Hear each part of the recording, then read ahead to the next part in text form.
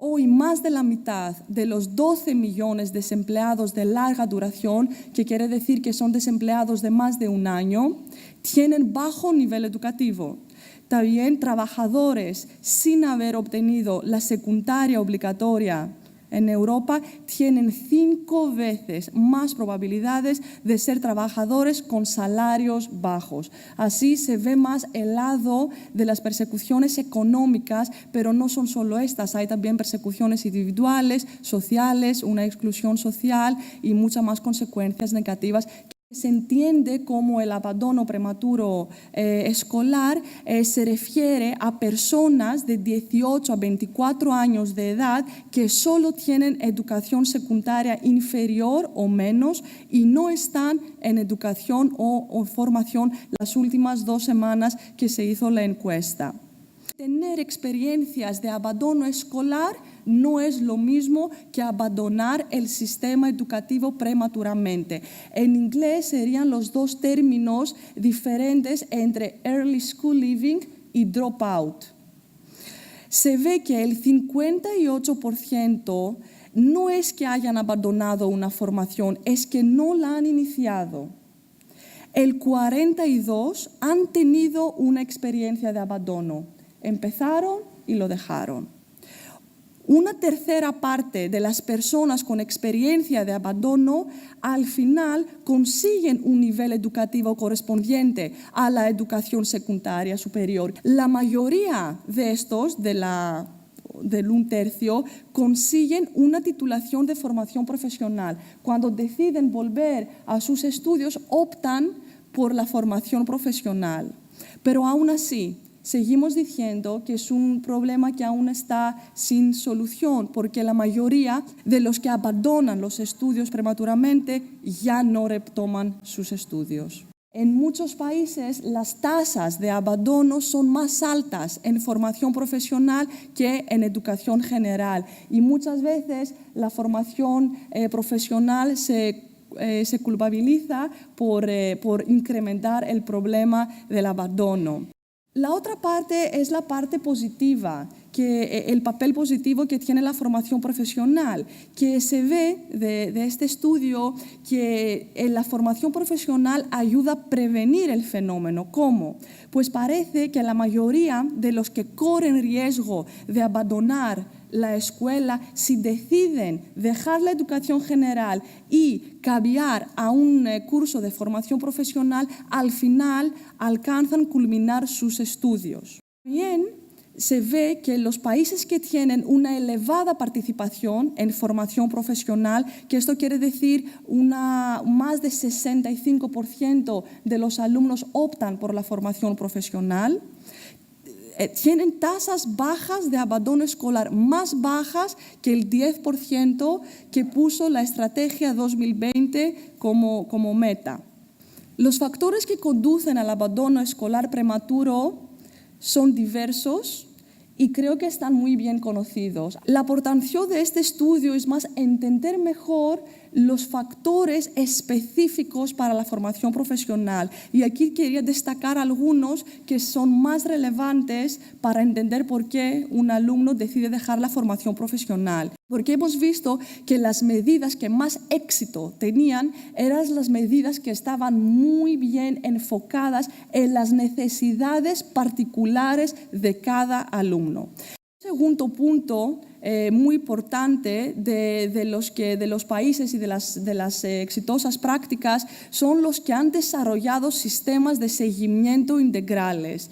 La importancia de la detección temprana de los estudiantes con riesgo de abandonar la escuela, por una parte, y por otra parte, lo que acabo de mencionar, la importancia de llegar de forma oportuna a aquellos que ya han abandonado la educación. Hemos visto que habían muchos ejemplos de buenas prácticas que estaban en nivel local o incluso en nivel institucional, pero desafortunadamente no han podido estar generalizados en nivel nacional. Entonces, asegurar el compromiso político y asegurar también los fondos para poder materializar y realizar dichas medidas. Y quería acabar con el punto de la importancia de evaluar los efectos de las políticas aplicadas.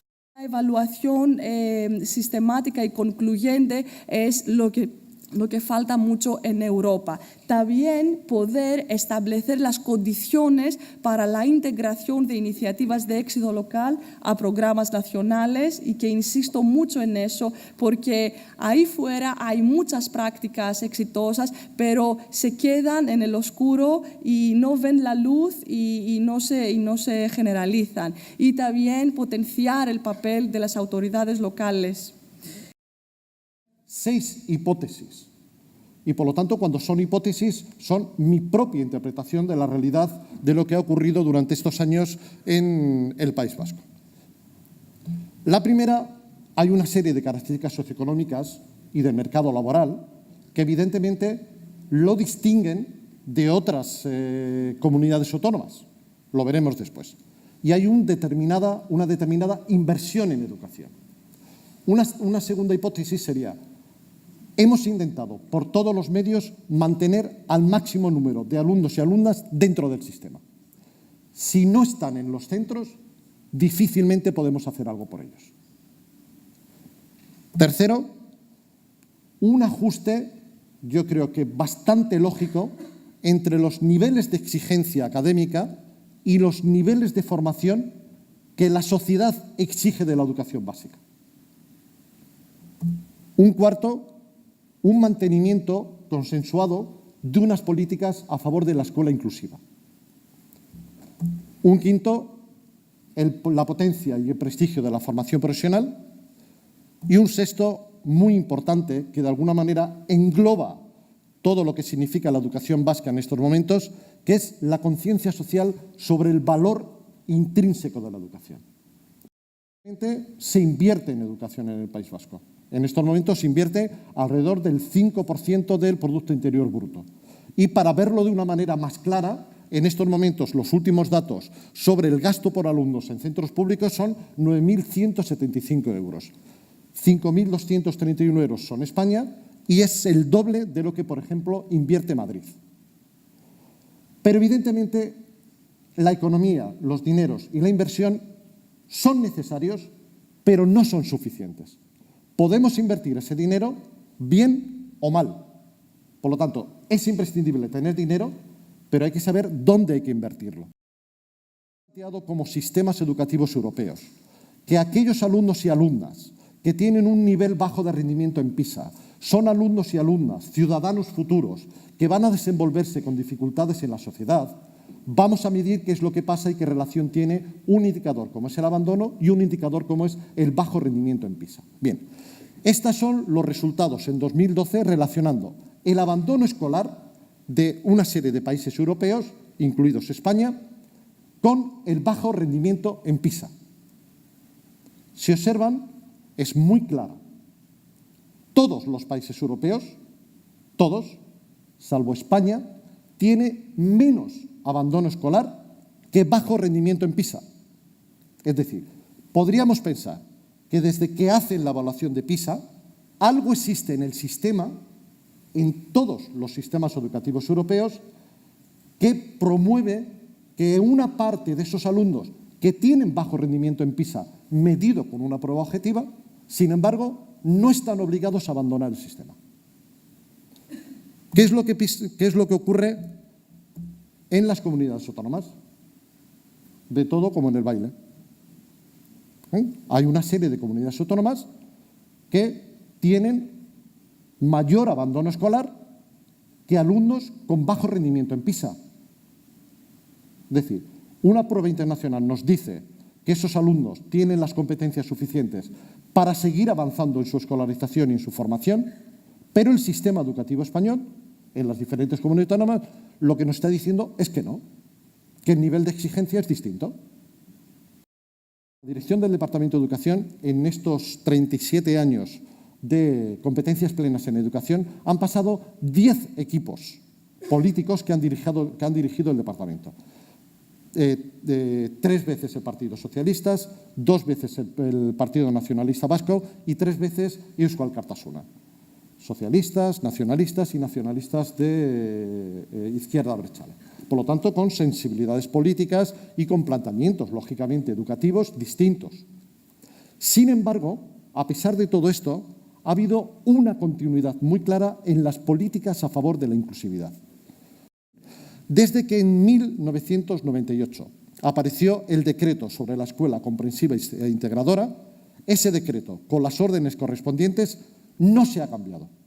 Ha sufrido algunas modificaciones y actualizaciones, pero como tal decreto, en cuanto a recursos y en cuanto a comprensión de lo que significa la inclusividad en el sistema, no ha cambiado. El que farem avui és parlar de tres coses, bàsicament. En primer lloc, el que volem és emmarcar el tema de l'abandonament escolar com una qüestió d'equitat educativa, en la lògica que ens deia el Paco, que abans la Irene també ens parlava d'algunes conseqüències de l'abandonament escolar amb l'atur, amb el creixement econòmic, etc. Avui el que volem és posar el focus en aquesta relació entre abandonament i equitat, posant sobre la taula que l'abandonament escolar és un problema de tothom, és un problema de país i sobretot és un problema de justícia social. L'abandonament escolar, el fracàs escolar, es discuteix sobretot a l'educació secundària obligatòria i en les seves transicions cap a la postobligatòria. Però sabem també que és una qüestió que es genera abans inclús de la secundària i que la manca d'adquisició de competències, tot i que jo defensaré que l'abandonament no només té a veure amb l'adquisició de competències, però sí que és un element important, la manca d'adquisició de competències es genera també durant l'educació primària. Que la recerca i les dades en el nostre país posen de manifest que la segregació escolar és un tema clau. Aquí us posem una dada senzilla que mostra com la composició social de centres públics i privats és absolutament diferent.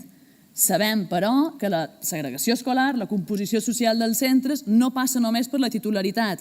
Sabem que hi ha centres públics, centres privats, que internament tenen diferències claríssimes en el seu perfil social. Per tant, per què us posem aquesta dada? Perquè no podem pressuposar que tots els centres tenen el mateix punt de partida per fer front als riscos de fracàs i abandonament escolar. Aleshores, si no intervenim sobre la segregació escolar, si no generem un equilibri en la composició social dels diferents centres, estem generant un punt de partida diferent i desigual per generar possibilitats d'èxit per tothom, perquè hi ha centres que es troben quotidianament, no amb els riscos, amb la realitat del fracàs i l'abandonament, i hi ha altres centres que el viuen des dels marges. Per tant, lluita contra la segregació i lluita contra l'abandonament han d'anar agafats de la mà.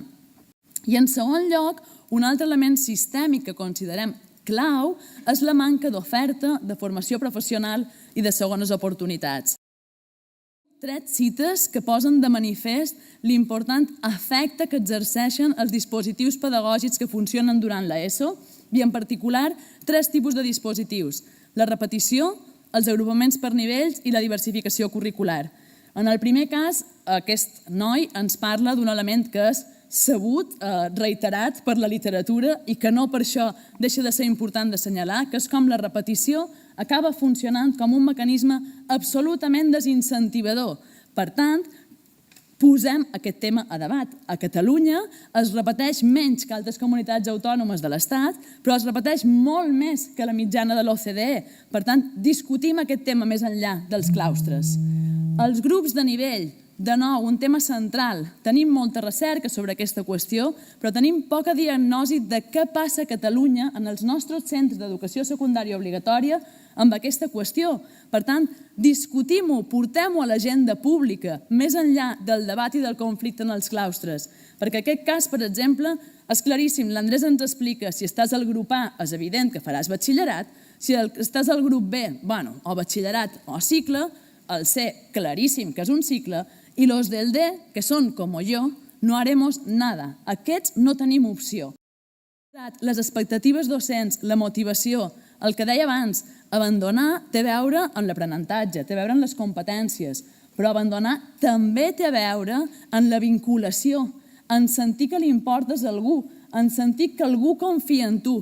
Fixeu-vos en aquesta segona cita, un alumne de tercer d'ESO diu: una professora m'agafa, comencem a parlar i em diu que confia en mi encara que hagi repetit 2 cops.